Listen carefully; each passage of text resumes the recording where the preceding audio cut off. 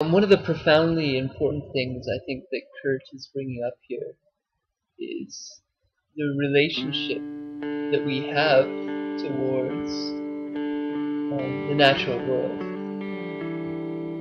And right now it's obvious, I think, to the majority of us that it's not a very healthy relationship, not a very wholesome relationship.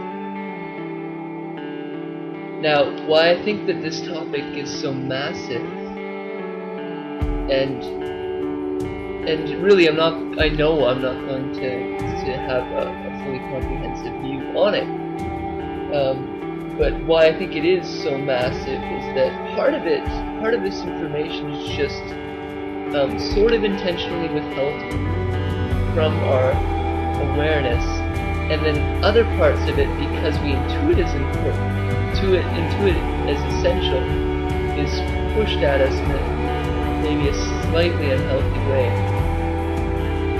This is just my interpretation, so I'll try to explain that.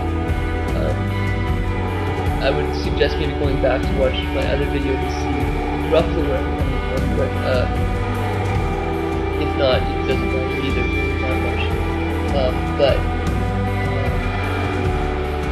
without going too far, I think we can say with quite a bit of confidence that we live in somewhat of a corporatocracy world, and that in rough speak is that businesses have a huge hand in how the planetary leadership is run.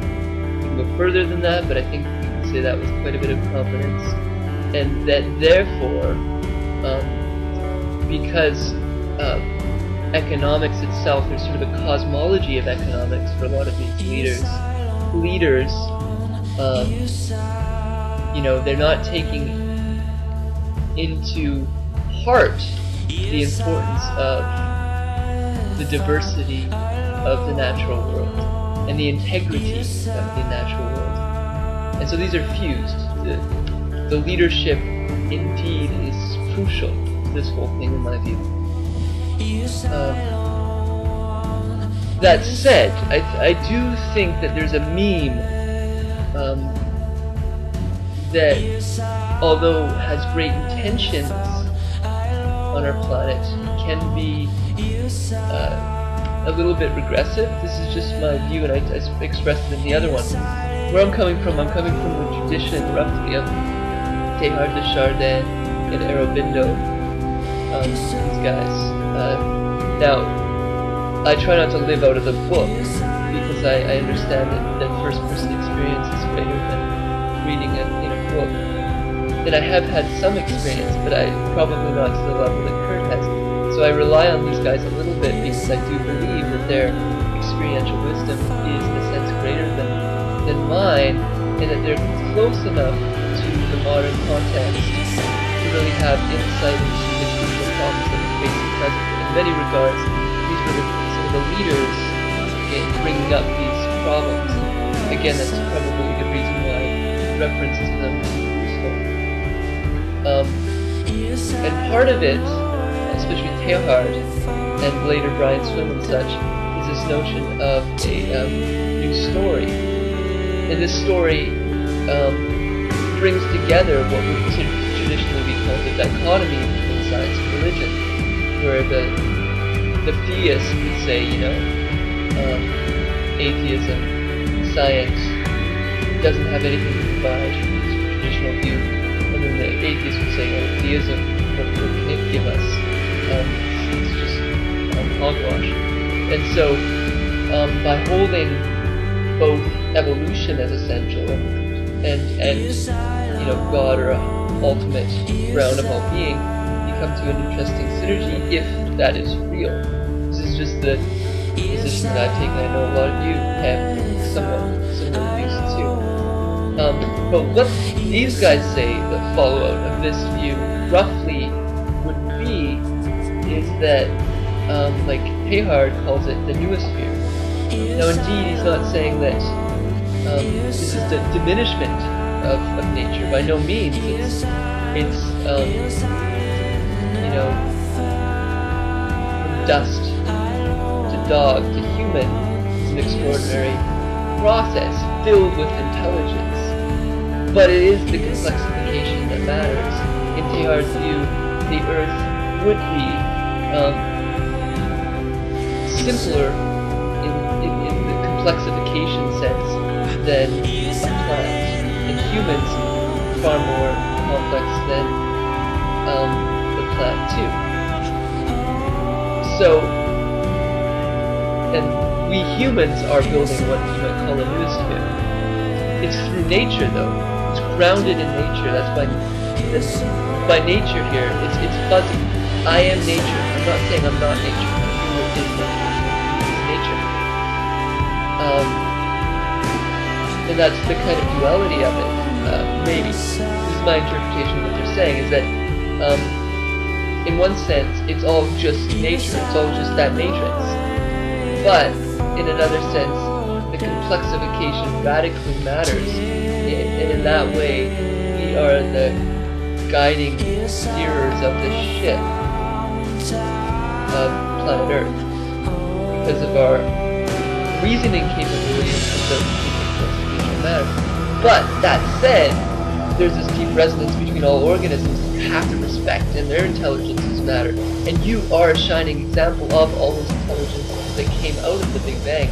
You have within you the amoeba, you know, the fish, the reptile, the mammal.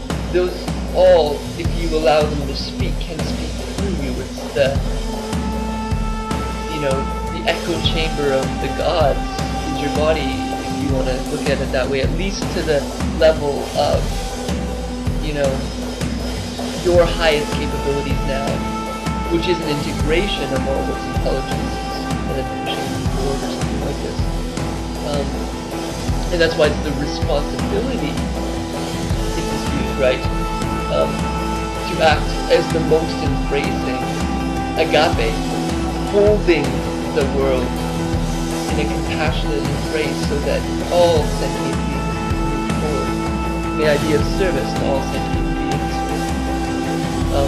Aurobindo beautifully expresses many concepts, saying that, you know, for example, the flower is sort of the first expression you can see of sort of the psychic being starting in its most early essence with the flower.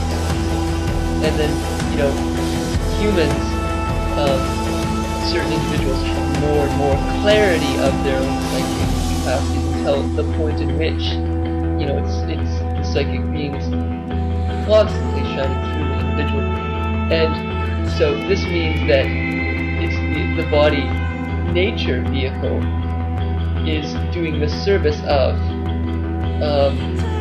God, and that's the synergy sort of two, maybe, ish.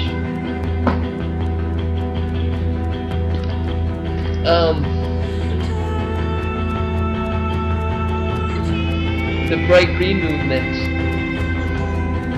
I'm not saying it's absolutely great, but it's an attempt at synergizing,